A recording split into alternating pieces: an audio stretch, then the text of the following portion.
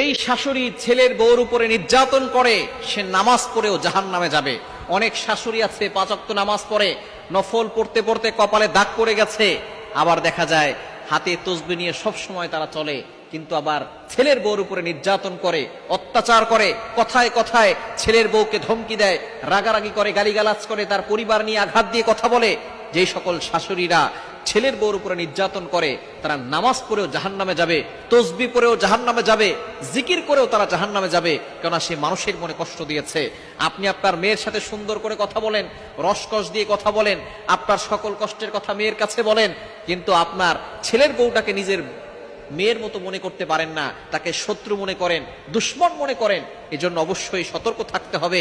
আপনি যদি আপনার ছেলের বউর সাথে বাজে ব্যবহার করেন, আপনার মেয়ে যে পরের ঘরে যাবে, সেই ঘরেও আপনার মেয়েকে অপদস্থ করা হবে, লাঞ্ছিত করা হবে।